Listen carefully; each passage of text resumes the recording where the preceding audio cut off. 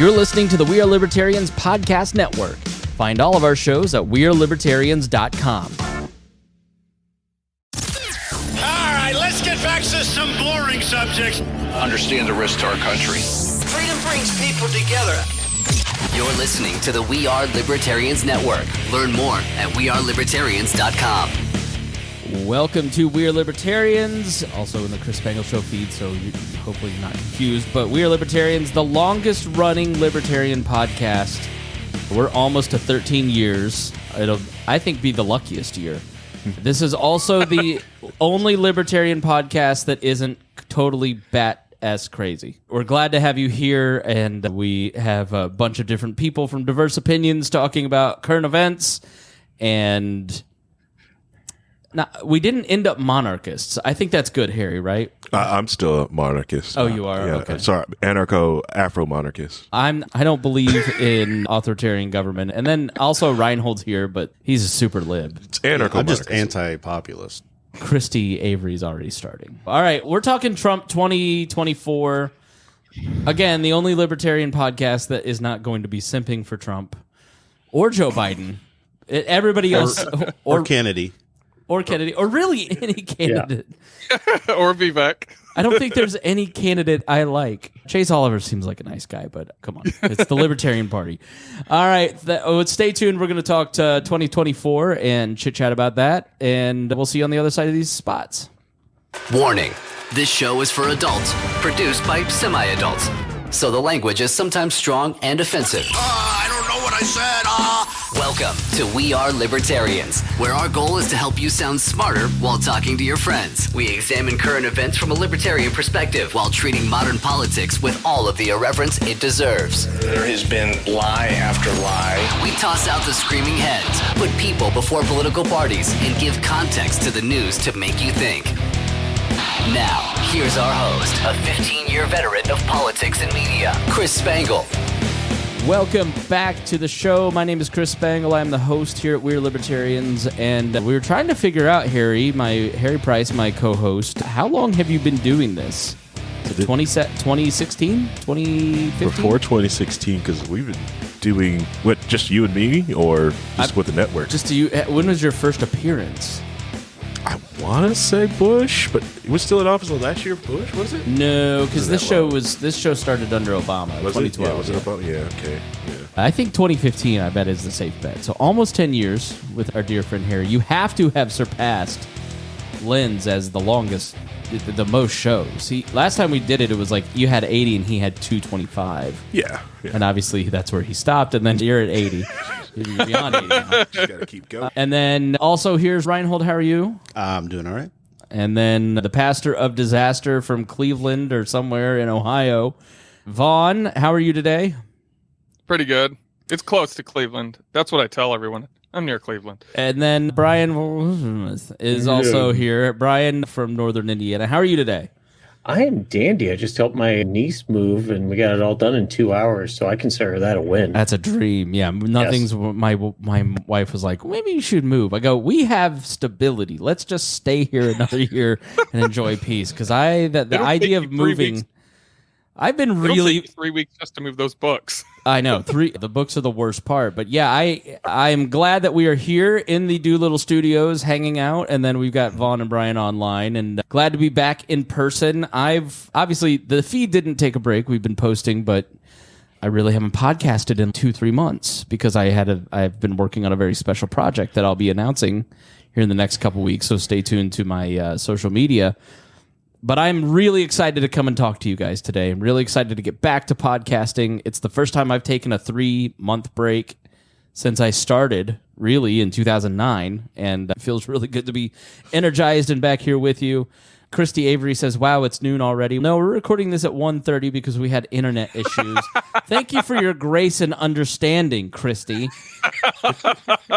And then Michael Rose says, hopefully everyone's having a great day. And we are. I'm having a great day. I don't know about Harry. Harry seems a little grumpy. Yeah, because the router's down, but it's messing up for some reason. But it's going to be okay. You said this year is our 13th year, which is good. That's Taylor Swift's lucky number. March 12th, it'll be 13 years. Yeah. Yeah, really excited for this year. It's always a fun year when it is an election year. We're going to keep doing what we're doing, talking current events and getting together and chatting about it. You may agree, you may not agree. That's okay. But we are going to start the year off with Harry's favorite subject, which is Trump. I thought we were done with Trump episodes, right? Yeah, I thought we were done. We thought we were done with Trump. No, the impeachment the political process didn't work, and then the political process didn't work again this time. The legal process looks like it's not going to work. So I guess we have a dictator if he wins in 2024, but the stage is set for a rematch here in 2024 where Donald Trump will face Joe Biden for the presidency. Here's my thoughts on it. I'll get the discussion started. We don't really have any kind of plan. That's just going to chit-chat about it. But I feel like 2024 represents... I know everybody says this is the most important election of your lifetime because they're trying to get you to vote for their candidate. Every year. Every time. This seems to be the first time. So when we did the episode with Dan Miller over on the Chris Spangle Show where Dan talked about the 1800 election of... Are we going to jettison the republic and start with something new? Or are we going to continue this process, this project? And it represented a fundamental choice, and that has stuck in my mind because what we are offered in 2024 with Joe Biden is a continuation of the system, which I think everybody feels like the system is not tenable. There's no reason to keep the system running, right? The system is overbloated. It is not working for our biggest expenditures. The debt is going to kill us in the 2030s. And the biggest expenditures are entitlement programs like Social Security, Medicaid, Medicare. Those people receiving it don't feel like they're being well served. But so the whole system is not working, which is why we're seeing polarization. And then there's the choice of Donald Trump. And the choice of Donald Trump is also, in my mind, totally unconstitutional. Even though both of these sides like to wrap themselves in the Constitution, neither side is for limited government. They are for two different versions of unlimited government. One is let's tax and spend and grow the size of government and keep expanding, and we can do modern monetary theory and print money and just give everybody what they need. And then Donald Trump also believes all that stuff, but really wants to break down the legal system that keeps politicians accountable. So as unaccountable as the politicians are in the Joe Biden system, the existing system that we've had since post-World War II, really post-World War I, moving forward with Donald Trump, any kind of accountability is not going to exist. The system will now actively start to punish people. Donald Trump made like 4 different comments in a week about how he's going to be a dictator and he can assassinate political opponents as president, and it's legal if he does it, if he's president. And he's telling us exactly who he is. And now voters have a choice with no real third alternative. Sorry, Libertarian Party people. But the majority of Americans will choose neither of these options. And it really sucks. Reinhold? The majority of the population is going to choose one of those two options. The majority of voters will. Well, yeah, but they're not going to vote for somebody. They'll be voting against somebody. Exactly right. So do you, let's open it up and announce yourself.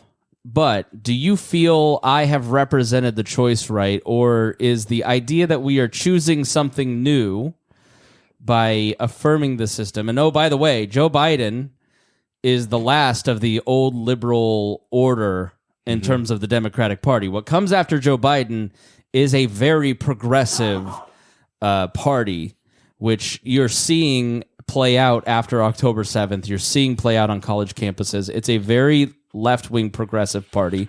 And on the right, you have a very national conservative, NatCon. Weirdly, they're pro-government to enforce their beliefs, but then on foreign policy, they're the reasonable choice on a lot of military. They're going more right-wing and more fascist, and then the left is going more socialist.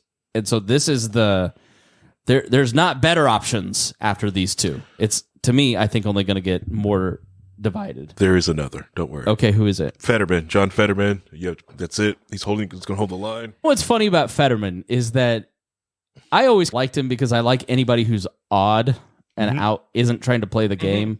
And I don't buy all that. Oh, he's wearing gym shorts. The Republicans just hated him because he was a liberal. Yeah. And because he was on the other side. But he always had a funny, weird streak. And now to watch them embrace him when they talk so much trash about it and posted all these horrible memes about him. He's a Vaughn. Pennsylvania Democrat. He's a lot like Sherrod Brown, the Democratic senator from the Ohio. And they're both very much in the old school labor Dem camp, very much for the blue collar. There are a lot of Republicans in Ohio who still like Sherrod Brown because he cares about the normal guy. A normal blue collar guy can see him on the street, talk to him and say, I'm having this problem. And Sherrod Brown office will go and do something about it. And that's the similar type of politician, the labor Democrat. And there's not that many of them left. There's somebody who could take over in the Democrat side of things that is, would be a great leader and everything like that would be Bob Mendelson, right? You mean Bob Menendez? Menendez, yeah. Bob Menendez. You can't do any worse. Fetterman, Mendez. Well, is there something going on with him? I hadn't heard anything. Yeah, the same thing that's been going on with him for 30 years, and the Democrats won't hold him accountable. Fetterman would. Yep. Fetterman would. He did. He called him out. Fetterman's trying. That's the thing about Pennsylvania. Indiana used to be this way for the entirety of its history, but it was very swing statey. It voted for Obama, I think, in 2012. So did Ohio. Yeah. It was a balance of the large population centers against the rural, right? It was always an up and down balance type of thing, but it's starting to it has shifted a little bit, but I think it's winging back. Yeah. Media has made it everything. I go to a lot of networking events now because I'm doing podcast coaching and I'm trying to find clients that I can pay the bills. So I spend a lot of time out at different groups talking to different people. And when you talk to them, reality is one thing. And then when I get home and turn on Twitter and Facebook, it's just a different thing. Yeah. It doesn't reflect where I live. And that's why, like, not Kamala Harris, I'm sorry. Oh, God. No, I'm blanking on her name. The lady who's still running against Trump.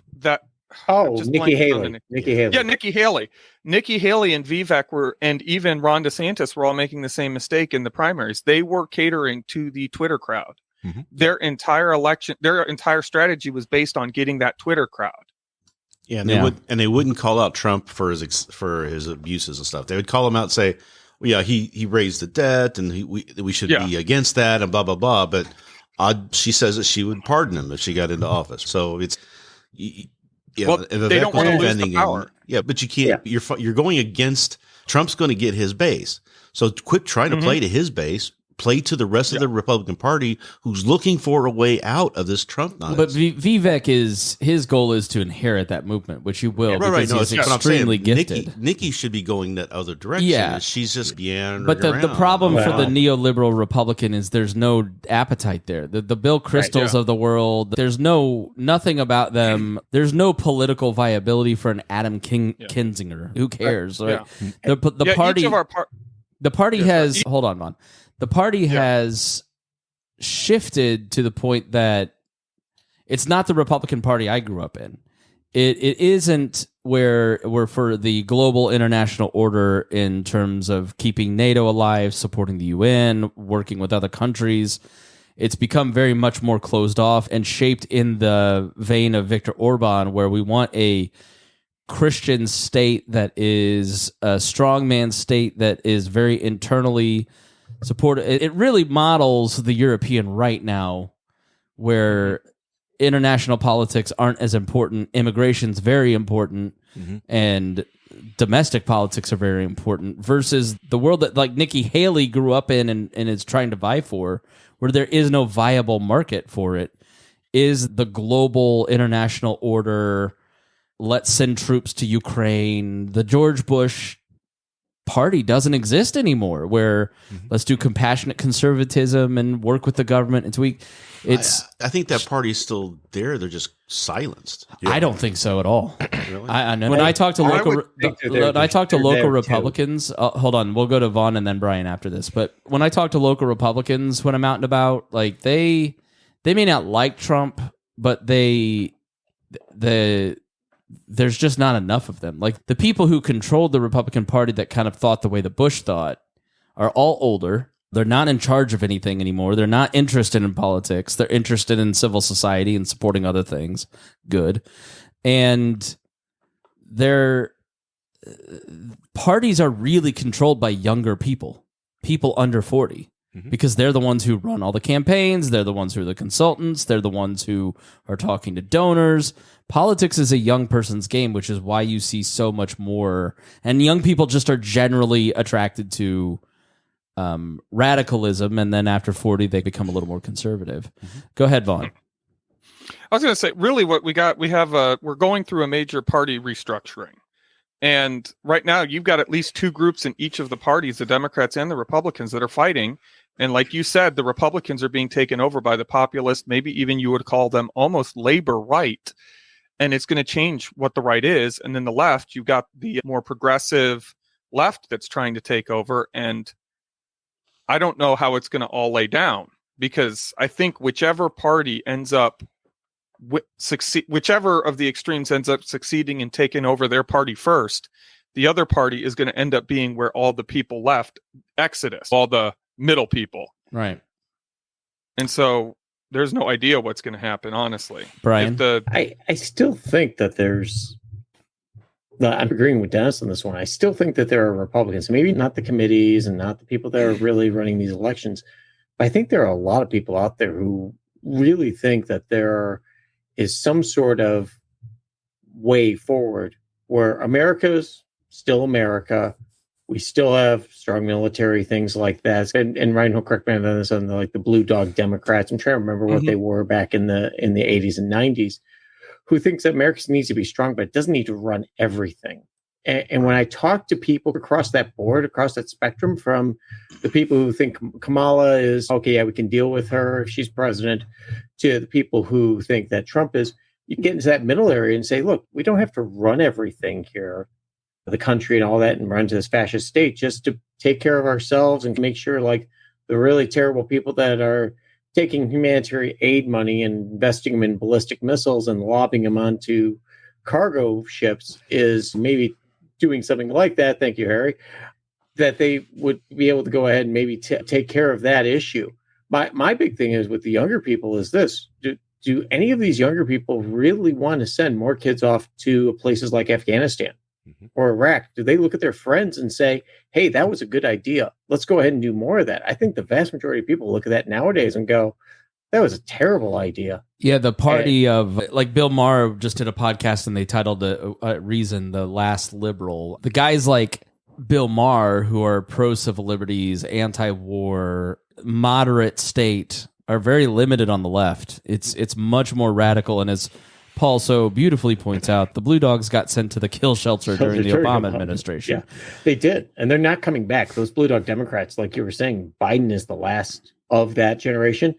After this, we get into the AOCs, we get into everything else, the Gavin Newsoms, things like that, where they're just going to beat on social issues to the point where they're going to lose 80% of the country. A much bigger state and a much more aggressive military position from Democrats. Joe Biden has a war with Texas, a war with Ukraine, a war in Ukraine, a war in Israel, a war in Iran now. The people who are upset, who, are tired of all the hammering on the social issues and like on the left, and they're going to go somewhere else. Where are they going to go? Because the right's doing the same thing, only on their side. Yeah. So someone's going to have to come back in. But there's no incentive to do that. For the Republicans, the reason that they have to go towards social issues is because the only base that they have left is a lot of rural folks. And they care about social issues. They don't get tax cuts. Right. Those people do not get the tax cuts because the wealthy who get the tax cuts are now progressives. And so there's no incentive for the Republican Party to talk about tax cuts ever again. It's trans issues, it's abortion, it's the issues that really speak to rural America. It's tariffs, protectionism. And on the left, they care about the wealthy elites are typically do-gooders who don't want to do, but they have money and will give. And then they want to please these younger bases. And neither party has any hairy concern or care much, I think, the way that we grew up with libertarianism, like any concern or care for responsibilities or what we have promised to countries or citizens, like who cares? Blow it all up. Yeah, just blow it up. It's not mine. Right. Yeah. Hold on. Here's been they want to go to these parties. They want to go to these people that believe these different things. The other thing I saw, I want to harken back to the Republican Party, is I think a lot of people would be there that would have the teeth in to help steer the Republican Party back. Got marched out the door during the Ron Paul era. Yeah. The evolution of that. They were just like the party. These people in the party are kicking us out and messing us up. And instead of staying in there and fixing it, they just pandered off and did something else. What's funny in Reinhold is I had someone say to me the other day, what they say, the party, the Libertarian Party, let's talk a little bit about that, is better because now the Ron Paul Libertarians are in charge. And I was like, why do you think I was a libertarian to begin with? It was because of Ron Paul. I'm a Ron Paul libertarian. Speaking of which, Being Libertarian tweeted out a picture of a young Ron Paul. And oh my, look at how hot young Ron Paul is. Look at that, guys. Woo. So you'll have to go check that out. So my point about the Republican Party, though, is that they're in a unique situation where you've got the left who are being pulled by all the different groups. Yeah. Trying to pull coalition left, the populism over there, the Bernie Sanders, AOCs, things like that. So they're trying to figure all that out. The problem with the Republican Party is that they are really just floundering around in a cult of personality problem. Right. Once it's all coalescing around all the populism stuff that's shunned a little bit on the right, where they try to be more just, we're going to be straight conservatives, but we're going to strong defense, that sort of thing. They're pushing more into the populist side of things because of Trump. And once Trump is no longer a factor, which will happen someday soon. He is human. Hopefully. Yes. Then whether he's in jail or whether he's passed away, whether he just keeps beaten again and again and finally people give up on him. Once he's no longer that much of a factor in that party, I think you're going to see it switch back where they're going to try and capture that middle and return to still a right side, but not. I spent in 2020 up until 2022, which is when I became very disillusioned. I always thought the middle, the center will hold. That's the American politics. That has always been the case. That the moderations, the moderates moderate. And I don't think in the internet age that's possible. I just think it's more of a cult of personality issue that's strangleholded this, or split it all apart. Whereas there's not going to be Republican elites in 10 years. No. Populism, Trump isn't the cause of the populism. Trump took advantage of the populism. The populism, the populist push on the right, it's always been there, but it's been getting stronger. And it's been getting stronger because of the legitimate grievances that a lot of the poorer, like the blue collar guys, which is whose Trump's base is becoming. He's stealing the blue collar vote from the Democrats. And it's because he's actually putting word to the grievances, the populist grievances that they have about the elites running over them, looking down on them, talking down to them, treating them like garbage. The Democrats, we're for the little people, but you just called them little people. Yeah. That's the whole thing. They don't want to be talked down to anymore. And Trump's going into that. Trump is a cause. He's not Trump is a symptom, not the cause of the populism. Yeah. I don't know if you've seen this one paper when it's like it's because they call the Midwest basically hobbits and dwarves, and the coastal elites are elves, and elves don't want to be ruled by hobbits and dwarves. I like that. Yeah, that's about right. That was always a thing, though. But that was always like you had the Beltway, and then you had people outside the Beltway, in the middle, and the flyover states, and this has always been a thing. But I think Trump has caused, he's able to coalesce it into that cult of personality. If you don't have that cult driving it, it was all that populist stuff was centered around when Ross Perot ran. He grabbed those guys and he was going with it. But as soon as he wasn't around anymore, it fell apart. Yeah. You can't maintain a movement with just a cult of personality. You can gain some immediate power, but it will go away as soon as that's gone. Yeah. That's what a lot of the things with the Ron Paul revolution did happen when Ron Paul stopped running and was out. Air, and a lot of people went to different winds and went to do different things. But you'll notice there's so many different strands of libertarians that call themselves Ron Paul libertarians.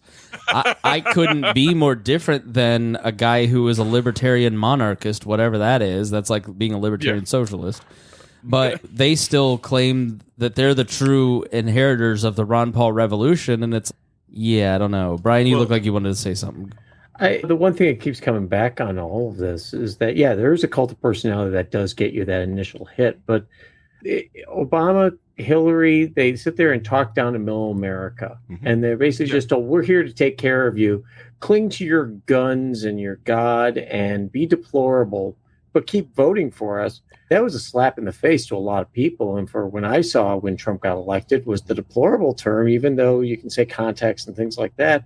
That really pushed a lot of people forward, and that's why it was such a surprise, I think, in the end. That was a propagandic use of that phrase, because she was only talking about a handful of Trump supporters, the real MAGA people, right? Yeah, but people do that. That's what's going on with. But that's what's going on with Taylor Swift. Like, people are not talking about Taylor Swift; they're talking about white progressive young women, which they hate as much as they hate immigrants, and then people who are Taylor Swift fans feel that they're being targeted.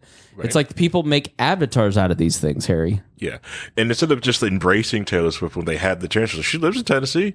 They could have made the case to her and her entire base. And she stayed out of politics for the longest time. But the Republican Party made their politics toxic, a lot of it. Politics the last election because of the abortion stuff. Because they kept pushing this thing that kept going. It's just And now she's arguing. So I saw someone tweet out, I used to take my kids to all these different concerts and my older girls, and now I've taken my kids to a Taylor Swift concert, and she's arguably the most conservative in terms of all the shows and messages and the least sexual. Yep. And yet the guys who are the most conservatives, the trad cons, don't like her. But it's because she's an avatar. We're like living in this world of avatar politics where everybody's mad at the straw man and not actually talking to each other. Doesn't make any sense, Brian. She's a billionaire at this point. Seriously, she's built her empire. Yes, her parents are rich. Yes, you can make the Trump argument. I only got $1 million loan, blah, blah, blah. But she's built this on her own. Yes. And she's talented. Mm-hmm. It's not that she's being spoon-fed, here's the song. She writes good music. Mm-hmm. And she's built herself. And that's everything that's supposedly supposed to be the right side of politics, is not having a handout. You build yourself up and do all these things. And yeah, it is hilarious to watch them come out against her because she is the most traditional. The only thing she's not doing is wearing a skirt down to her ankle. Well, she's not married, and she's not staying also taking care of the family. And she's also not a man. That's it. Wait, she's not? She could be in this day and age. Yeah, I was going to say. It's 2024. You can be whatever you want, right, Harry? You can be a thick, what'd you talk about, thick booties elves in anime before we started the show? This is the year of the elf. Japan has released a lot of different cool elf animes to basically, depending on how you want it. Do you want them tiny, small, and very old? You've got them. You also got them thick. Very old? Yeah, if you want 1,000-year-old elf girl, silver elf girl. I love that Japan has released these. Yeah. Like it's released the waifus. The Ministry of Waifus has released the new thick elf. It's the same ministry that assured everyone that Taylor would be able to make it from her concert in Tokyo back to the Super Bowl in time. They put a release out on that. So this is just... All right, so let's switch gears. I think we all agree that where we're heading is... Let's finish this before we move on to the Colorado stuff. Let's go around the horn. Do you see nature healing and us getting back to the 1990s style of politics, or do you think that in 20 years we're in a radically different place as a country? Where is it overly alarmist and things will be better once Trump goes away? Or are we in deep trouble? Harry, go ahead. Oh, great. I get to go first. I will say this is my first time ever going to the vote for a presidential election that I really don't have a viable other option to go for. This literally is just, and it sucks. This really does suck. And I blame all of you guys. You mean white people, right? Yeah. It's February. Go ahead. Yeah, I could do that. Yeah. Do I think I think it's going to get better once Trump does finally just goes away. It will take some time for it to heal, but yeah, I think he is a symptom of this of everything that's going on. But the one thing I do like about it is that he does prove that the system can hold politicians accountable. I think there's a lot of people in the middle. He's getting busted. He's losing cases. I know. I've got hope. Reinhold's up that with a trigger warning, Harry. No, we try to be optimistic, and then Reinhold just sits over there like an old grumpy Japanese elf, and he's being held accountable. We've got cases. Things are. How are those cases going right now? Yeah, if they didn't hire their boyfriend to run the cases, it's probably better. That's for the next half. That's for the next half, Dennis. That's for the next half. Damn it, Reinhold. Final thought, Harry. I'm done. Okay. I'm just black-pilled now. 20 years from now, what does it look like, Reinhold? I think 20 years from now, it looks like it did in the 40s because we're just reliving the 1924s again. So it's 100 years ago we were doing these exact same stuff, almost word for word. You could take statements that were made by the second rise of the KKK and their leaders, and you could interpose them with what Trump is saying, and they would be the same thing. It's literally the same thing, yeah. If you read Death of Democracy about the rise of Hitler's party, it started with immigration. And the other rising continued, and there was trickery through. It's an amazing book, Death of Democracy. I don't know who wrote it, but it's really good. You read Timothy Egan's new book, Fever in the Heartland, about the 20s Klan. You see the messages of fascistic messages in it, and it's the Guarded Gate's another good one. Yeah, there's the rhyming of history is significant. So Reinhold predicts a world war, a Holocaust, and a Great Depression. So yeah, pretty much. I think we're going to go a little. So you say do we fear technology? Yeah, should we fear things going on right now? Yeah, we should definitely fear what's going on right now. I still think it's going to get better, but I don't think we're at the peak of the worst. Okay, Vaughn. All right, I think it's not going to be the 90s again. I don't think that's happening. I think we've got two things going on at the same time that are creating a lot of instability. You have the Great Party reset our party system is changing. The Republican Party and the Democrat Party in 20 years are not going to be the Democrats and the Republicans that we know right now. And whether or not they're both still the two parties or another party comes in, we don't know yet. That's one of the big changes. And then also the internet is basically the Gutenberg of modern times, and it's completely revolutionizing the way we communicate. So I have no idea where we're going to be in 40 years. I hope it's going to be good, but we just don't know. It could go either way. Brian? It just depends on what the AI tells me I have to do about 20 years from now. No, I legitimately think things are going to get better. I think the time frame of the 90s type of, hey, we're going to get back to this kind of controlled kind of party grassroots type of thing, I think that will exist, but it's not going to exist in the way that it did in the 90s because there's way too much communication going on, and we're still learning it, and Gen Z's kind of learning, hey, you don't need to have all this to a point. But the one thing that keeps coming to mind when I think about all the times back in the 20s and things like the 1924 and the concerns you guys have comes back to people really didn't leave their town, their area. They stayed there. Maybe they took a trip to the big city and things like that, came back. We weren't driving down to Florida every summer and stuff like that. And that's the one thing I've always said. Travel mutes fear. Because if you travel the world, if you travel this country and things like that, you could be paranoid driving into thinking that a crowd for whatever reason in Alabama is going to attack you because you look different or sound different and things like that.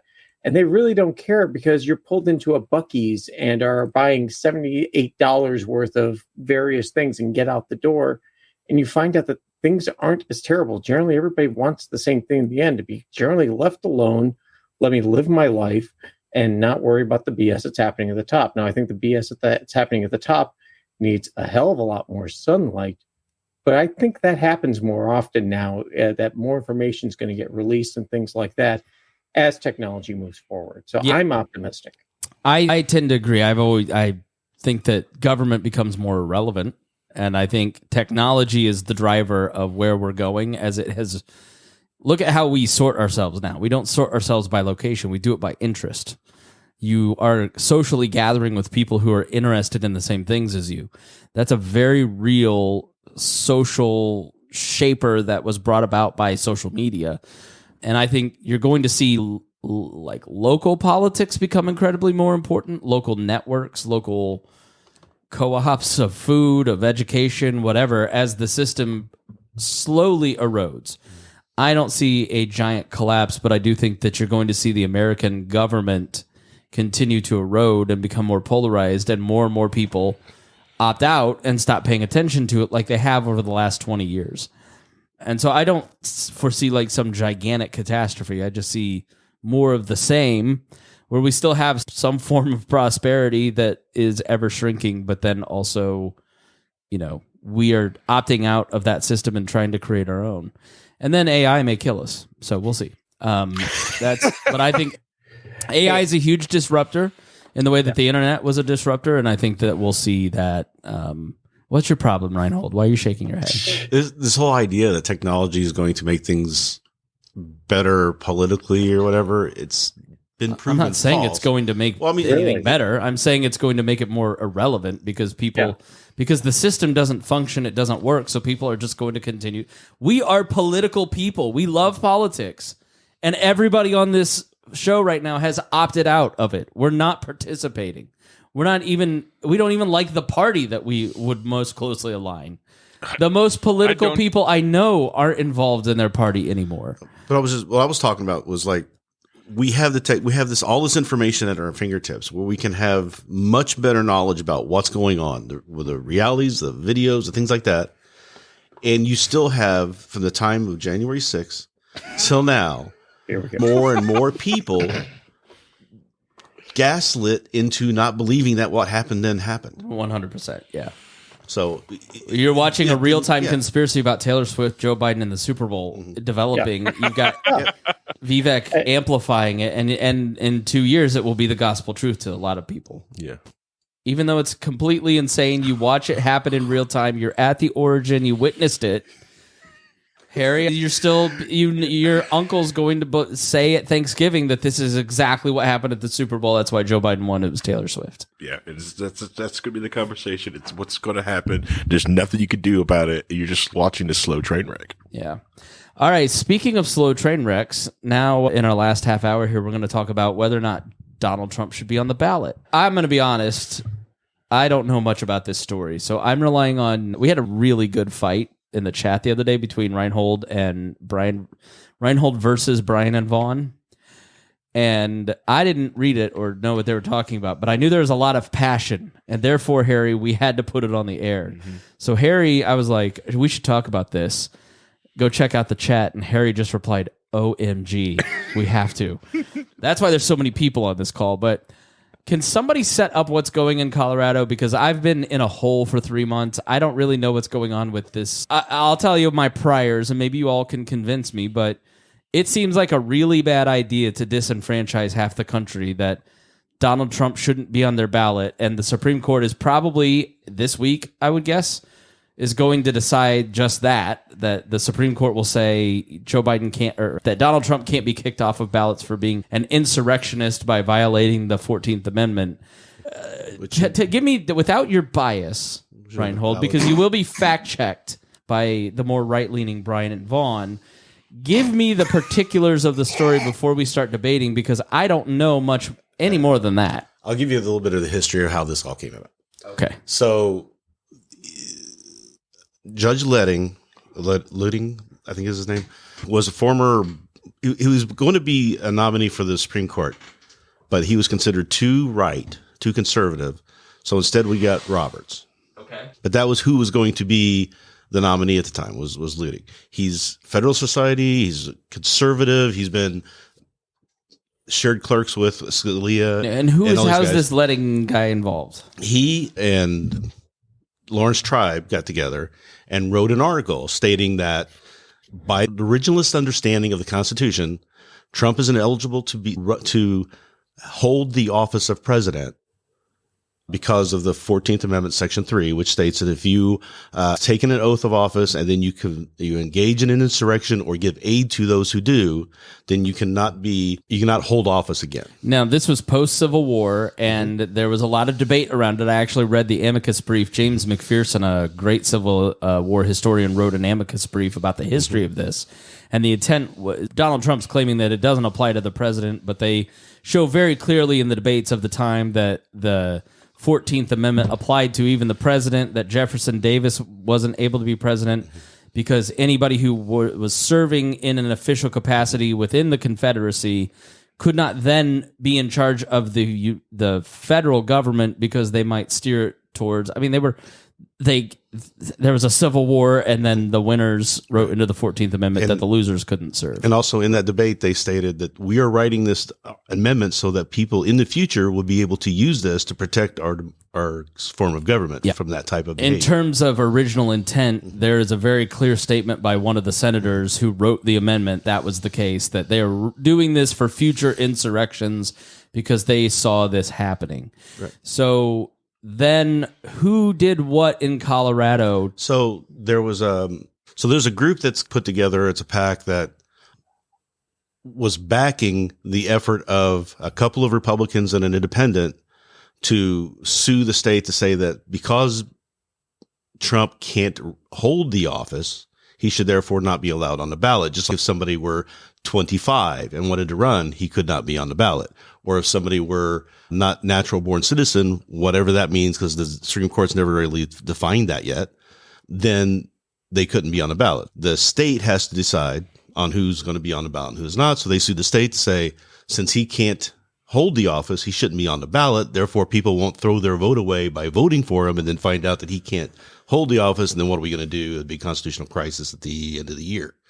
But obviously, I mean, it's up for debate whether or not Donald Trump engaged in an insurrection. It was up for debate, States. but that was part of the trial. So they provided evidence. They had a defense. The Trump had a defense. They had the other side providing the evidence. They presented it to the judge, went through all of the evidence, said it was clear that he had engaged in insurrection.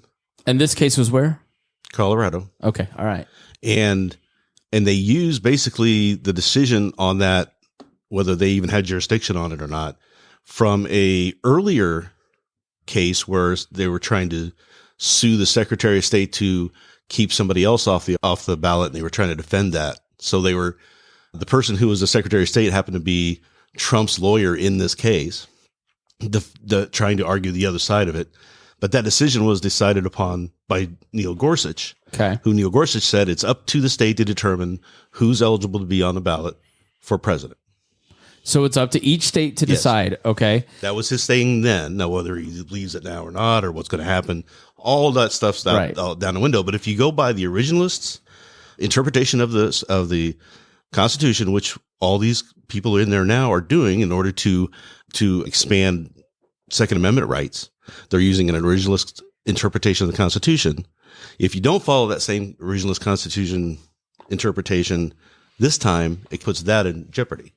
Okay, so the Coloradans, I think, are voting now, and I think he's on the ballot. He's on the ballot because they put a stay until it could be. So it went through that, and then it went through an appeal process because originally the judge said that it was clear that he committed an insurrection, but it wasn't clear to her. It was 50-50 on whether or not he was technically an officer of the United States at the time. Okay, so that went to the appeals court. Reaffirmed the finding of the insurrection, and also determined 5-4 that he was an officer.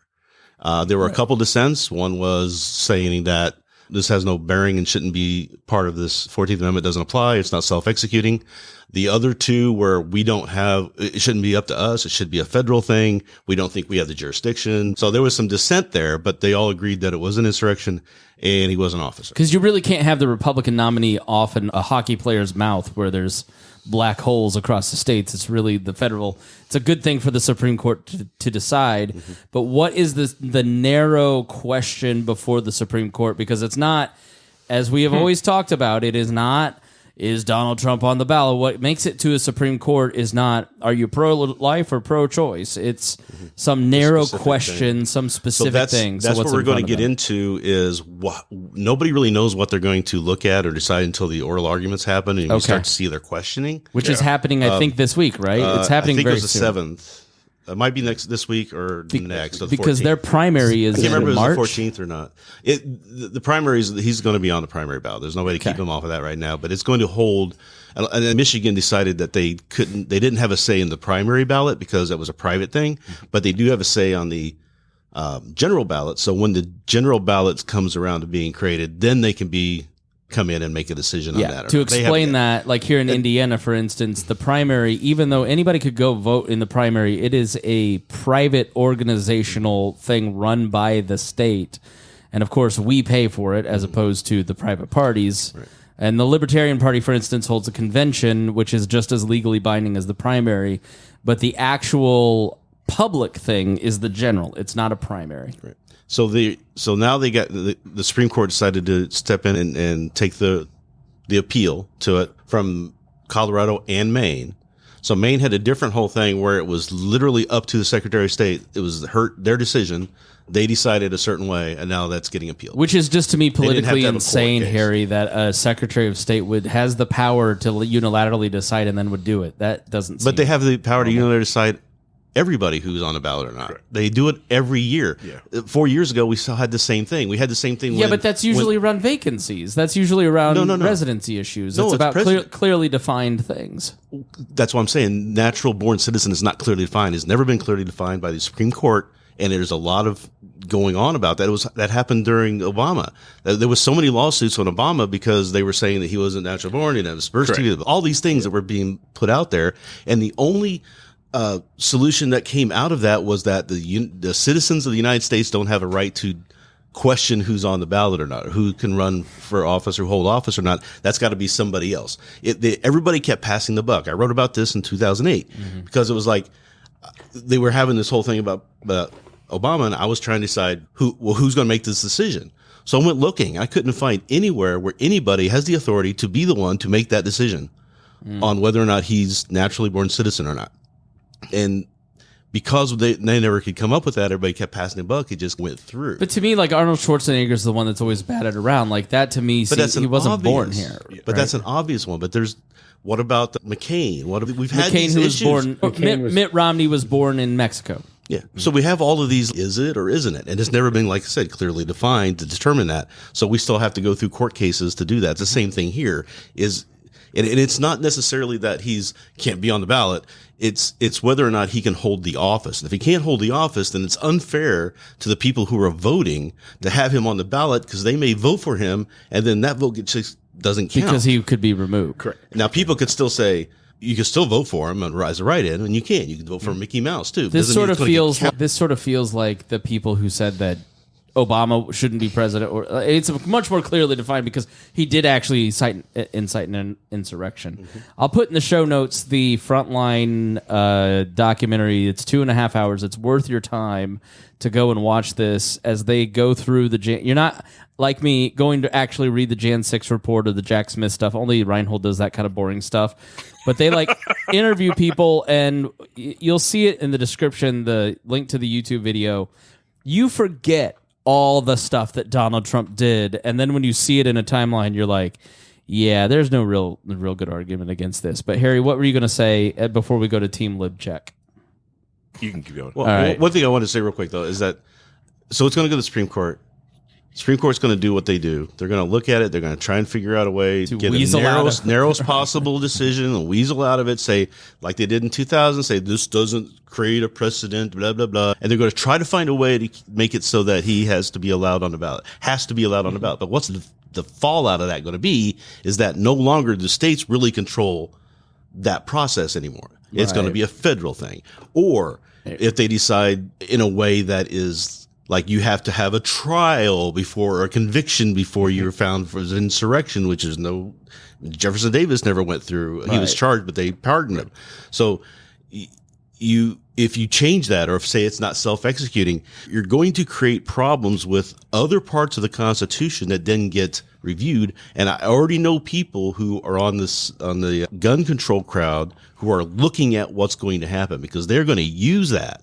If for some reason we say the 14th Amendment, Section 3 doesn't apply, then why doesn't it apply? It's not what the people want. The people want gun control. So why are we listening to the Second Amendment when the people should be the one who decide whether or not this is a thing or not? So it could potentially, however they write it, it could potentially be a breaker of the Constitution. Yes. Correct. Jeopardize. This could be that kind of an issue, and I think it's really it's going to be, for me, it's very interesting because I want to see this because I've been trying to find out since 2008 who's deciding this, who's going to ultimately be the decider of these questions. Right. And we don't have that right now. We have just the states, and we've had plenty of times where states have left people off. Like Lincoln was on 13 ballots, so he still won. But states have always had that power to keep somebody off the ballot if they didn't feel that they should run for president or could run for president. And I think there's something to say where if they make a determination that the person isn't eligible to be in office, to hold that office, then they have the right to say he shouldn't be on the ballot, not just, oh, we don't like this guy, so we'll keep him off. There has to be something, a court system. You have to have a decision through the process of the states, and the states are going to have to start coming up with this.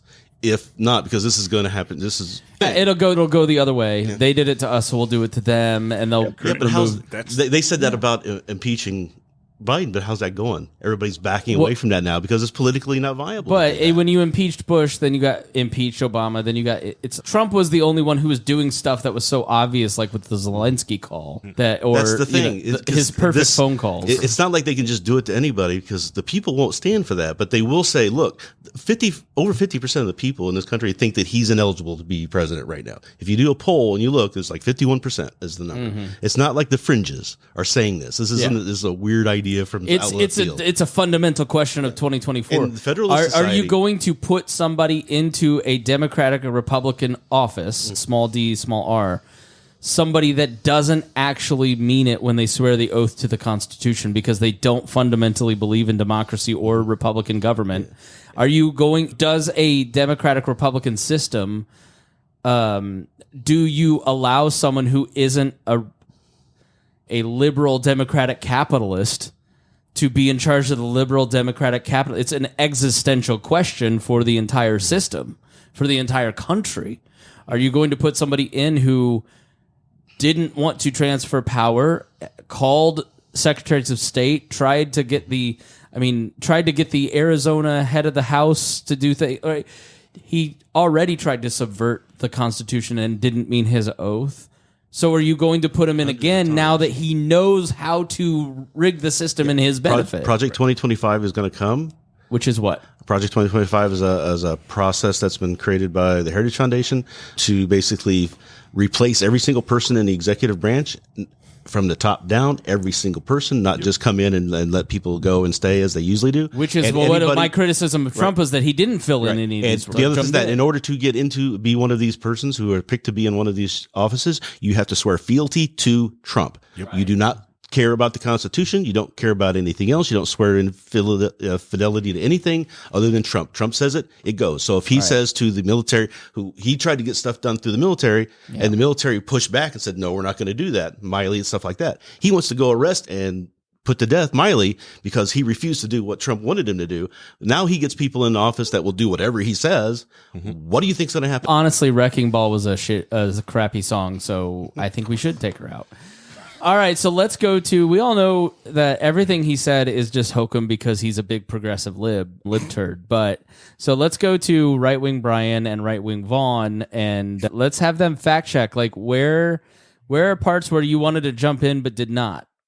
Oh, there was plenty of them. The first thing is the intention of this was that Jefferson Davis, and bringing up that Jefferson Davis couldn't serve in the office. Okay, he was given a pardon, correct? Part of the pardon process is by accepting a pardon, you're admitting guilt. So that was part of the reason behind with Nixon and things like that.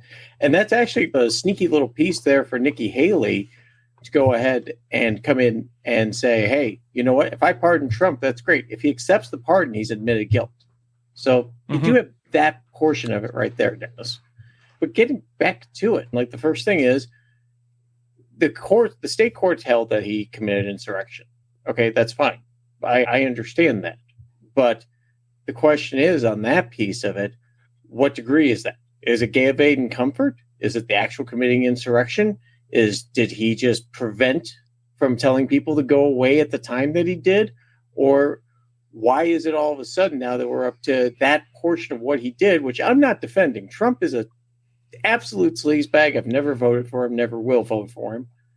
But the question is this something that can be decided inside these various state courts or by secretaries of state, or is this something that should be maybe tried in the venue that it took place in, which would be a federal trial, which is underway. Now, I understand your position. The timing sucks.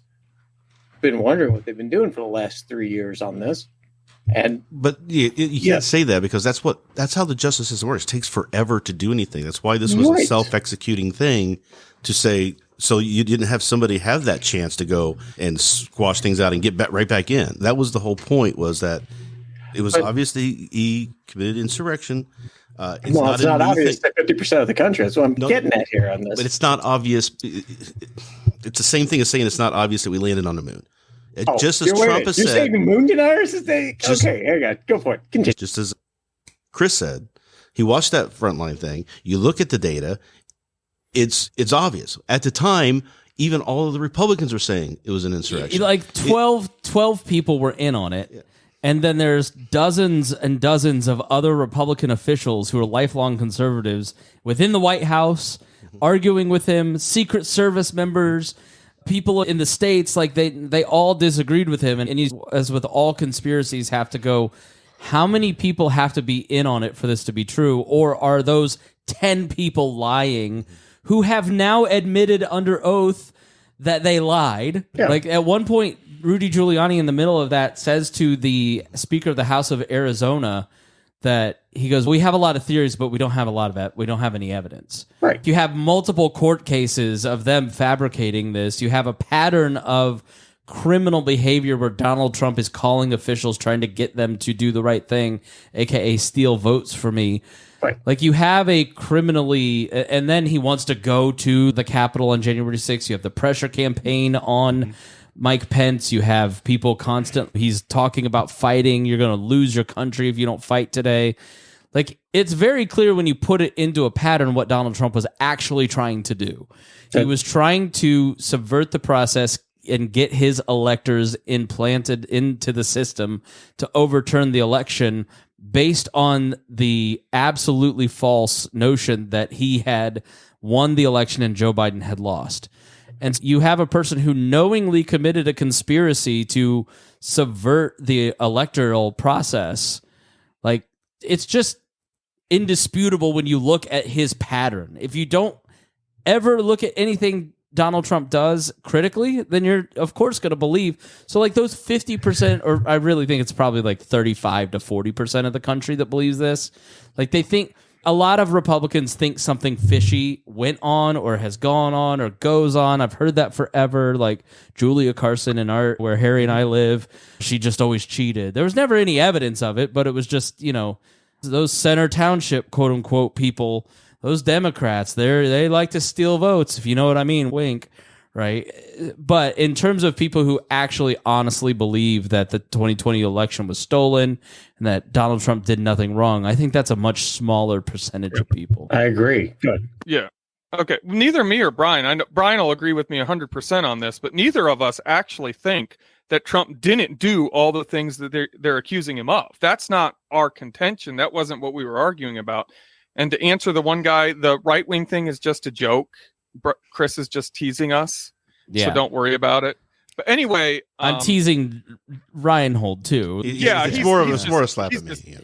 It's an inside joke. I'm not slapping you. If I really thought you were a progressive, I would not let you on this show and give you 10 minutes to talk Donald Trump. So with me and Brian, the problem, we both are we're as anti-Trump as Dennis is, to be honest. I'm sure Brian would agree with me on that.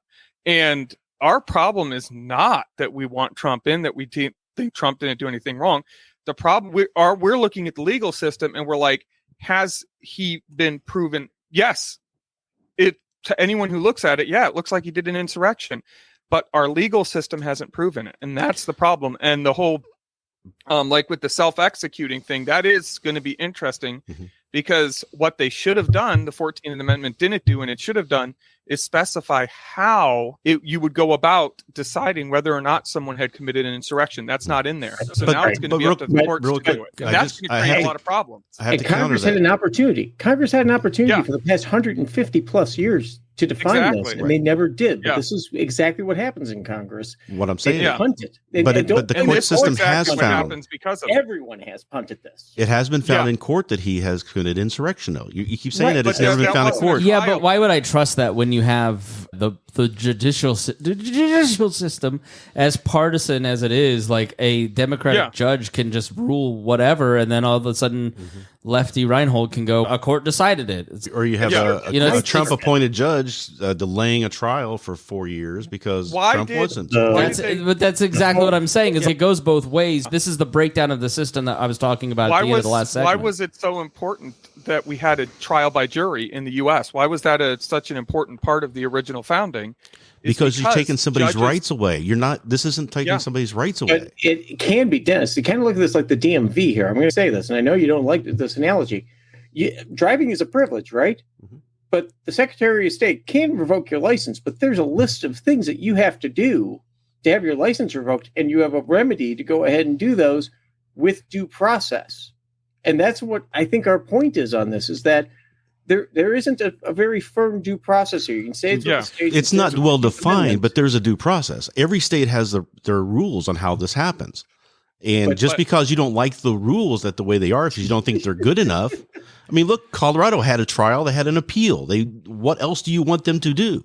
We're not going to go through a criminal trial because a conviction is way out of line in this situation, because you're only determining whether somebody is eligible to hold an office. You're not determining whether they should be in jail. You're not determining whether they should pay a fine. You're not determining anything violates any of their civil rights.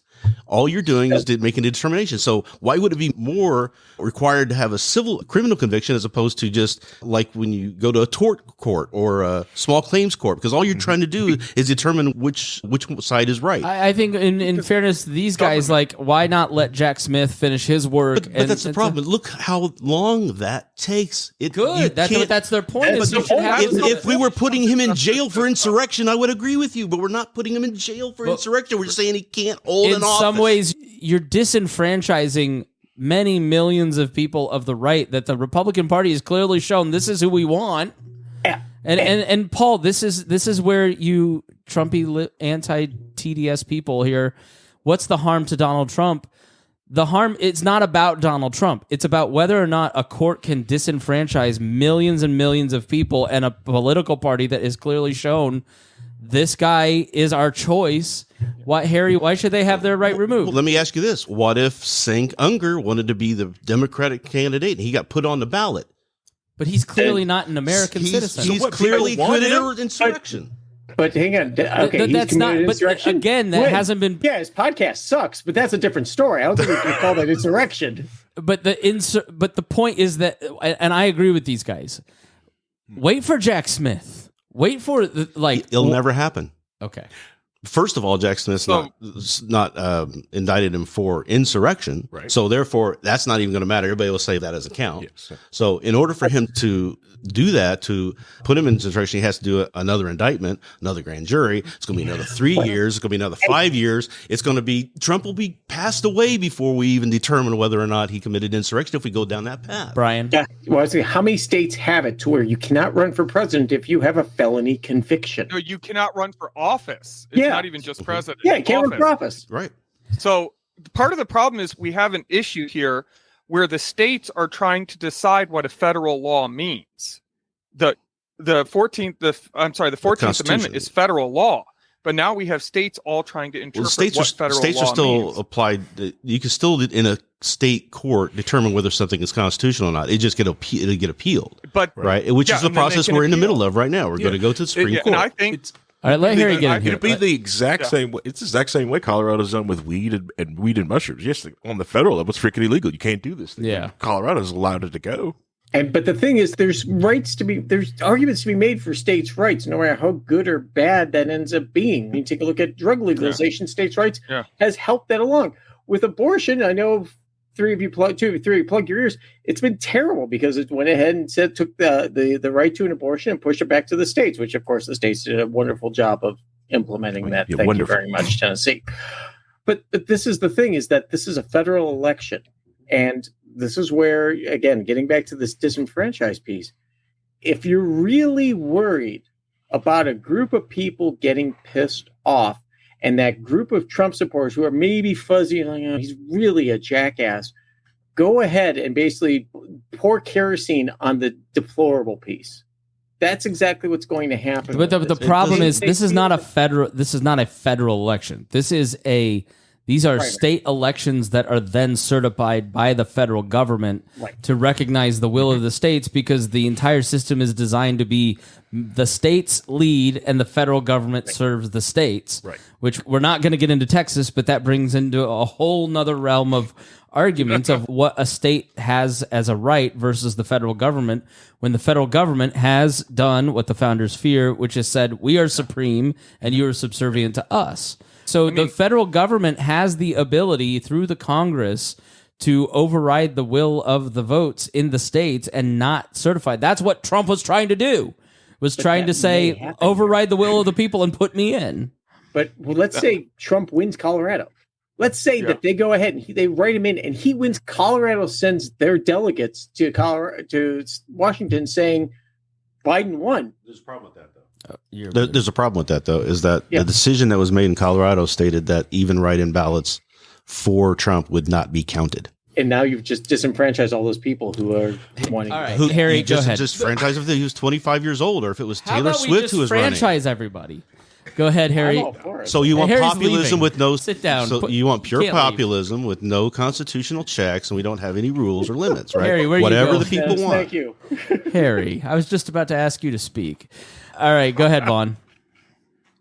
And I just blanked. My line just went blank. But it's a tricky thing, honestly. And I will say what would be worse is if he's on all the elections, then he gets elected, and then they're like, oh, he's not eligible. That would even be a worse thing to happen. Which will happen. If he gets elected, don't think for a minute there won't be court cases saying that he cannot hold office. I know.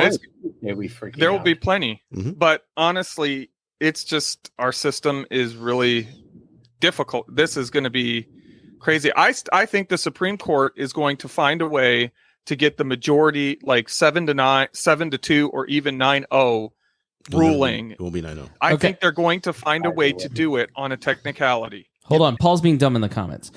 And then he's being smart. But he says, so Chris, you keep asking about people who'd be disenfranchised. What about the MC, the Libertarian candidate who wasn't allowed to become mayor in Pennsylvania? She ran, she won, she wasn't sworn in. That last part may have a bit to do with her DUI conviction and the homicides caused by her drunk driving, but the poor voters were disenfranchised. She was convicted in a court of law, just as Brian said, and it was there's a traditional process. This is a much bigger question, and there hasn't been, just because one judge says it, it doesn't mean that's not right for 50 million people. There, you don't see the disconnect there. So the problem is that this is not well defined. We haven't had this situation happen very often in our history. So there's a lot of people who are trying to figure it out. The people who on the original side, the Federal Society and Judge Ludig, and those people who I think have the most knowledge about this topic, this specific topic, are all saying that he's ineligible. That's something you should take to account. I think that the Supreme Court has to take it into account because they are all people that they respect. All the five conservatives on that court who are originalist thinkers look at Ludig as one of on the shelf type of guy you got to look up to. So there's a lot of stuff that's going to happen here. And the problem, like I said, is that you can try to say they should do this or they should do that or they could do this or how about that. We have to deal with what we have. And we have at least some sort of some process where they went to a court, they provided evidence, they had a defense, they just made a decision, it went to appeal, they made a decision. I don't know what else you can do to say that they didn't try through the judicial process to figure this out. But that's one state court. That's one state court, but that's what we're saying. Does that state court have the right to make that decision? For all 50 states. Or is the Supreme Court going to say it has to be consistent in all 50 states, which has not been historically accurate because we've had times where people weren't on the ballot in all those states. Like we have, like the Libertarian never has been, a few times been on the ballot in all 50. But now, this is where Paul is smart. Paul says mostly Trump wants to pardon himself, which will be his own constitutional crisis. And that is the entire goal. Go ahead, Vaughn. Yeah. Well, he doesn't have to pardon himself. He has to admit that he's guilty. No, he doesn't have to pardon himself. All he's got to do is put somebody in the Department of Justice who's loyal to him, because that's going to be the requirement, is that if it feels to him, and say, okay, make those go away, and then they make them go away. Yep. Yeah, you can't be pardoned if you don't accept guilt. That's part of being pardoned. But and that, of course, derailed my train of thought. Where was I about to go? Let's start. I know where it was. Go ahead. The power. The biggest issue here is the power and ability to choose who is allowed on the ballot is an extremely powerful thing. And this will expand. If the Supreme Court does rule that Colorado can do that, whether rightly or wrongly, it does expand the power of someone to keep other people off the ballot. And that is ultimately at the root of why I'm a little hesitant. It's almost a little like when the Supreme Court federalizes election money. I don't believe this expands the power. I think it just defines that power always existed. And if that power exists, it expands the usage of it. That sounds like to a specific group of people who have held office, sworn fealty to the Constitution, committed insurrection after that. So how many people are we talking about here? By aiding and abetting the enemy. What does that mean? Yeah, giving aid and comfort, aiding and comfort to insurrectionists. What does that mean? And how many convictions have we seen at the state and federal level who's somebody who knew nothing about the situation? Not saying Trump's not like that, but I'm saying who basically are just there, and all of a sudden they're convicted for aiding and abetting. And we're not saying Trump in this case. We're talking future cases down the line. Right. I understand you're saying future cases, but you're also not understanding how limiting this actually is. You're trying to make this like a slippery slope argument, and I don't see the political will behind that to actually make that happen. Yeah, so are you just worried about lawfare, that the political parties are just going to rush down to the courthouse and just like, no, each state's just going to say, nope, we're not going to let the other party on. And that's the other thing too, is what's going to happen is that because we now determine that this, if it goes this way, we determine that the Secretary of State or whatever process the state has in determining who can be on the ballot and who can't, there's going to be some laws written around this to determine, how do we determine if someone has committed insurrection? Does there have to be a trial? Does there have to be a conviction? Does it have to be this? Does it have to be that? That's going to be their determination on how to fix that going forward. It's not like they're just stuck out in nowhere land where they can't do anything about this. Just like Congress could have done something about it. Congress could right now go in there and in 3/4 vote say that Trump's eligible to run for president and end the whole conversation right there, but they're not going to do it. Is someone committing insurrection if they vote for someone to be removed because they apparently committed insurrection? Are they disenfranchising somebody? And is that considered insurrection? This is the vagueness of it. That's the problem. I don't think it's necessarily that vague, but I do agree that there has to be some sort of codification at the state level to determine what this means. I do not agree that it should be a federal level at all. It's federal law, so you have to. That's the problem. But so is natural born citizen, but we have different states have different rules for that. Yeah, because that hasn't gotten to the federal level. Oh, it has gotten to the federal level, and the federal level says no. And they're going to do the punting again this time. Right. And they probably will. They're going to find us once at 7290, something like that. That's going to be he can be on the ballot and come up with some other reason. And the reality is Colorado was not going to be a state that Trump won. Now, it's been a swingy kind of state in the past, but I don't think Trump wins that. But I think it has almost the opposite effect. It's like banning a book. All of a sudden, it's the most popular book in the library the second it's banned. The minute you ban somebody from running for office without a conviction, I would love to see the numbers. If Trump is convicted of a federal felony, what are Trump support numbers then? Because at that point, then I think you see a lot of Trump voters go, yeah, you know what? Yeah, the documents. Yeah, even the shitty New York case. And when is that ever going to happen? I think it happens sooner than you think. When? Because he just delayed Jack Smith's trial. Let me get out the crystal ball and shake it real quick and see when he can be convicted. I don't know. Can you do that again? Hey, Brian, can you do that again on camera for me? All right. All of these are going to end up being after the election now. We already know that the documents case is going to be at least 2 years from now because the judge down there will not follow the SEPA rules and there are requirements that she has to go through, and she's delaying it. Then you've got Jack Smith who just got delayed. She just had an ex parte meeting on this yesterday. Yep. By the way. Yeah, with the prosecutors to sort through things. She is a Trump appointee, but of course she did graduated from Michigan law. She did clerk down there. She was an assistant DA. She was a DA. Doesn't mean she understands the SEPA process and all the federal judge things that she has to deal with. What's the process that she doesn't understand it? She's relatively new, or is there something else more deeper here, Dennis? SEPA is a very specific thing that involves documents, confidential documents, top secret documents, that sort of thing. There's a process you have to go through in order for those to be used in a court of trial. It's a SEPA process. There's certain stages. There's stage 1, stage 2, there's five stages you have to go through. And they have to have so much time in between each one. So because of the delaying of all the stuff that, like, Jack Smith put in a request, and it was like 3 months later, she said, okay, we'll rule on that request. It's taking forever for her to do things. And I'm not saying necessarily that she's doing it because she was appointed by Trump and she's trying to cover for him. I just don't know if she has the understanding of what this specific trial requires. And she's inexperienced in that regard. So she may not be able to have qualified, or she could she not have the correct counsel to help her with this. There's a difference between being qualified and having experience. You can be qualified up the ass, but if you don't have the knowledge of the experience of the specific, very limited use type thing where she's never been involved in a SEPA case before, so she doesn't understand all that yet. How did she get this case then? Because she was on the docket as being the person who was next in line to take the case, because she got approved. She got put on that court. Okay, Alina Habba is a qualified lawyer. Do you think she's very good? No, I'm not saying that. I'm talking about this. You're bringing up concerns that she's inexperienced. She doesn't know how to run these cases. Yeah. Do judges get any experience to be able to hear a case, or do they have to have prior experience? Is this the entry-level job that starts out that requires a master's degree and 37 years of experience to flip burgers for $5 an hour? Do you think that SEPA is something that most judges are involved in their lives? That is something you get into and you learn as you go in that higher level of court system once you get up into there. It's like I get a job as a manager. If I'm a tech right now and I'm doing all my tech work, I'm really knowledgeable about that. I get put into a job as a manager. I could have all the management training classes and everything else.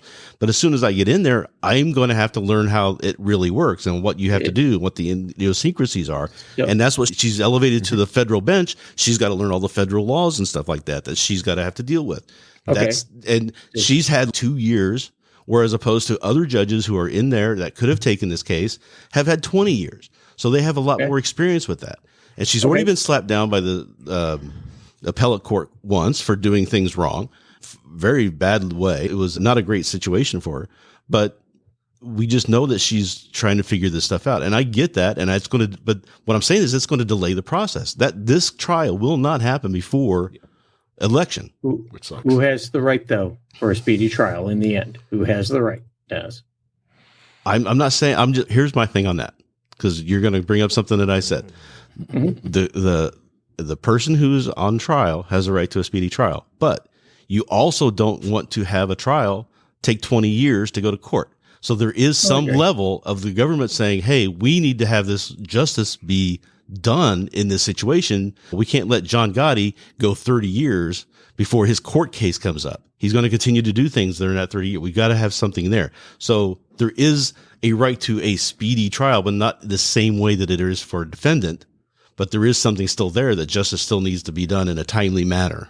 And I'm not disagreeing with you with that. And I think Vaughn and I were both saying that. It wasn't just me. But the real thing comes down to is, if she's qualified to hear the case, she doesn't have the experience that you want, but she is qualified to hear the case, she should hear the case. I didn't say she shouldn't. Okay. I've never said she shouldn't. She was the one picked for the case. She's the one in charge of it. Because she is the one in charge of it, and she has the lack of experience, this will take longer to do. This is going to be well out beyond the election.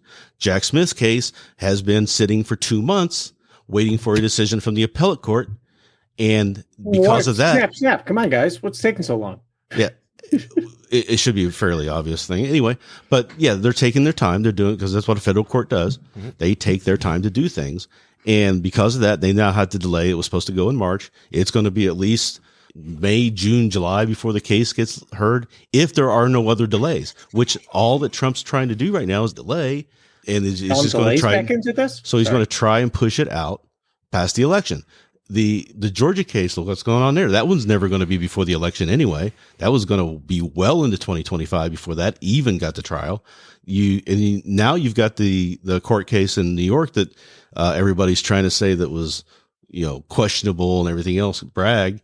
He looks like he's going to go in March now because nobody else is going. He was going to sit back and let all these other cases go because they were federal cases, but because the federal court system is a slow burn process, he's, I guess I'll go. So he's going to go in March probably. Yep. And Trump's already got a court case beyond the one that's being decided by Engeron. There's another one with the Trump Corporation is being sued for something. I can't remember, some sort of fraud that case is going in next month too. So there's a lot of these court cases, but until I've seen people say that they've said that if Trump gets a conviction, they won't vote for him. That these are people who are going to vote for him now, that if he gets it, they won't vote for him. And it's okay, really though, but depends on what he gets convicted for and how they can manage to try to weasel his way out of getting that. As that wasn't the real, they railroaded me and that was all racist. And this was all the things he's doing now. He's trying to keep those people on his side. Right. And I know Democrats who have told me personally, who have said that they really should have waited for a conviction before removing him from Colorado. It goes both ways on this. That's a difference between, here's the thing. There's a difference between what we'd like to have or what's politically expedient and what is the situation we have to deal with. Right. And the situation we have to deal with is that I think if you remove him from the ballot, it's gonna anger his base, which I really but if you don't remove him from the ballot and he gets the election, and then the court case comes after the election to say he can't hold office, and then they don't let him go into office, I think his base might be even more upset. Not unless there's a clear-cut conviction. All right. Clear-cut conviction, an amazing VP. Harry, tell me what to think. Tell me what I ought to think. You've been listening as patiently as I have to all these nerds. It is a lot of nerds. A lot of nerds going on here.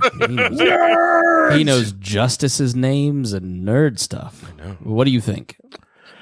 I think Trump convicted. I think Trump did insert? Yeah. Happened way before Jan 6. They're planning it out. Jan 6 was mostly arrived. We were doing shows on it in August of 2020. Yeah. Like, we knew, if you were paying attention, you knew what he was going to do. The dude lost the Emmys and claimed that the Emmys were rigged against him. Correct. Yeah. And they're just trying to get the people to not focus on anything else but the riot. I think it's been almost like 4 years of just trying to get people to look at something else besides the riot. But when it comes to the ballot on getting removed color, I understand the fear of it, because we're of the lawfare fear propaganda that people usually do for that. People are going, we're going to go to this, and then people are just going to remove people from ballots. Hey, they've been removing libertarians from ballots for decades now. Okay. Not allowing it or making people jump through hoops. They're doing it currently right now. Like the Republican egg farmer guy can't get on the ballot here. So that's already happening now. But the ballot for Colorado, that is their ballot. He can't hold office. He should be removed from it. Okay. And I think the other states are just too chicken crap to follow suit. And they're wanting to wait, right? So a lot of them are saying, like Illinois says, we think he committed insurrection. Yeah. But we don't think we are the ones who need to decide this, because they know the case is going to the Supreme Court anyway, so they punt it. Correct. And the other states are also wondering, I don't want to anger my base that love Trump. I'm not going to remove them. I'm not going to do that in my state. I need those people to vote for me. Yeah. So. All right. And then Newsom might be running for president, waiting for Biden to drop out here. As Paul says, but with either candidate, my chances of watching a state funeral in the next 5 years is really high. So that is true. That is true. Here's my thing, though. And here's what I don't mean Jimmy Carter. Here's what I would love to see, though. For BOGO. Because what I think would happen if Trump doesn't get the nomination. Right. If he, for some reason, were determined that he's not eligible to run, or for some reason he gets convicted of a crime, and then Nikki Haley gets all those votes and she ends up winning the nomination, etc. If they see that happening, I think Biden loses his reason for running, because he wanted to run just to make sure Trump didn't get in. Right. So maybe they put a Newsom in there. So you could have Newsom and Haley going at each other. Well, that was the point of this Dean guy, is that he was supposed to be the Hubert Humphrey that came along and broke the dam against LBJ, and then another guy would get in, and then we'd end up with a Robert Kennedy. But I think if we do that for the Republican Party, though, if Trump were to get pulled out in some way and his power gets clipped because of it, I think that's a chance for all the people in the Republican Party who are only defending him because they feel like it's the only political way they have path forward. If he were to lose his political power, I think that they turn on a dime and reclaim back the Republican Party as what it should have been, what it should be, or what it used to be, or whatever. That's what I'm saying. Yeah. I think that's the only path forward for them because they've just committed to this tailspin of, we're going to ride this to the end. We're all in 100% behind Trump, blah, blah, blah. And it's like, guys, like Cruz, what he said about your wife, what he treated you, what he said about you. It's all about where voters are. Politicians are a lagging indicator. Final thoughts, Vaughn? I think hanging the defeat of Trump on this is a self-defeating thing, because the more they try, the more that because Trump is a populist, he's popular with the populism. And what is populism? Populism is a reaction against a perceived elite. And what's going on, and they're just going, the more people think that the elite are trying to shut down Trump, the more his support is going to grow. Yeah. And I think that's the biggest problem. The more disenfranchised the people who are ready to do a civil war will become. Yeah. And then the idea, I don't think the Republican Party is going back to what it was before Trump. Once Trump's gone, I just don't see that happening. I think it's going to be something new. We'll find out what it is. Ultimately, I would love to just see Trump lose in the ballot box. And honestly, the polls, if you watch the polls, if you think they have any real indication of anything at all, the more that we focus on trying to get Trump out, trying to get him convicted, trying to impeach him or whatever, the more that happens, the more his poll numbers go up, not just with Republicans, but also even with some independents. Mm-hmm. And so I don't want Trump. Except the dropping now. With all this talk and everything that's going on, they're actually going down now. So the last 3 or 4, like 2 weeks, it's been Biden's gaining back up again because he's gaining on the gender gap, which is the women are starting to rally behind him, which is what's holding everybody going after Taylor Swift, because she's a symbol of that. No, low gas prices in a stock market doing it. That's really the key, though. Yeah. If for some reason Biden gets the gas prices under $2 a gallon, by the time election comes around, he gets reelected. It's just a simple fact of that. That ain't happening. Oh, I think it will. Brian? I don't know. I think I'm just going to sell this election at this point. Now, the thing that I keep coming back to on this, I kind of share Vaughn's thing on this, is that the perceived disenfranchisement. Yes, we can talk about real disenfranchisement here later on, but the perceived disenfranchisement, just like deplorables, just like clinging to your guns and your Bible and stuff like that, is guns and religion. Sorry, that was the official term. I'm not trying to misspeak here, but that has the opposite effect. And as we know, that has the opposite effect on what we want to have happen. I want to see Trump lose in the poll. I want to see him to lose at the ballot box. I would love to see someone else come in. That didn't really matter last time, let's be honest. So yeah, I know. But we're in for a long decade. Yeah, but I really think, as I said, the thing is that once Biden's gone, once Trump's gone and things like that, who's left? Newsom, who pissed off the Target lady because she made the comment that, the governor is the reason why all this is happening. And then he wanted to talk to the Target manager because, he wanted to go full Karen on him. If someone like Jared Poles or somebody like that ran, someone who had a decent history and stuff, although it's tough to find someone who's decent in that echelon of politics, I think anyone runs away with this. So I think it's going to be taking a look at these middle of the road governors who, not Holcomb, dear God, no, but looking at some of these guys and saying, hey, can you guys maybe step up and do this? I really think that there's some sort of form of Bill Clinton, hopefully minus the various rape charges and things like that out there, that might step up and take a hold of this. Because I can tell you this much, I really don't want, we brought it up, the giant meteor taking out Biden and Trump Great. Okay, then we're left with Vivek and Kamala. Is there a second meteor available for that one? I don't No, it's just time to recognize that the next generation is even worse than this generation. That's how it's always been. Yeah, it's just ever shrinking returns. Yes, but I won't let Brian finish, but I do have something to say about what he said. No, that was your final thoughts. You don't get more. We let you talk a lot on this. I was going to end this a half hour ago. I just wanted to make one point. All right, go Do ahead. it on your own show. Is that the point of the constitutional amendment was that it was to prevent somebody who did have the support of the people, like somebody like a Trump. Because if somebody didn't have the support of the people, you wouldn't need the constitutional amendment. You would just not get elected. So the problem is preventing someone who does have that popular support from holding that office. And that's why if we don't apply it when it applies, then there's no reason to have the thing in the first place and just take it out, because you're going to end up invalidating the Constitution when you do it. So that's just all I wanted to say. I'm not giving a thumbs up to that. Sorry, that's my Mac camera. I got to disable the emoji thing when I hold the pen up. And the thing is with that, Dennis, they've had 150 plus years to fix this. This is a problem that the government hasn't clearly defined. Let's define it then. Okay, I'm all here for that. That's what I'm saying. Went through the process right now. But the feds need to define it. I know you're wanting it with the states, but but it's taking place at the federal level, not the state level. Harry, did you check out 20 and start buying things on Amazon too? Because you're not actually voting for the president. You're voting for the elector who you want to go to college and if that to do elector that. can't be there, blah blah blah. We just talked about that for an hour and a half. All right, I think that's it. I think we're done, Harry. Yeah, they're done. Oh, okay. Have we solved anything? No, I'm just more confused. But I am more informed, and that's really what it's about. Thank you to the three of you for explaining something that I literally didn't know anything about an hour ago, which is I'm sorry, not good for a show about current events education. But here we are. So what information got thrown out of your brain in order to retain this that we just did? Somebody's phone number? Yeah, like Kelly Kapowski, who scored 4 touchdowns in a state champion.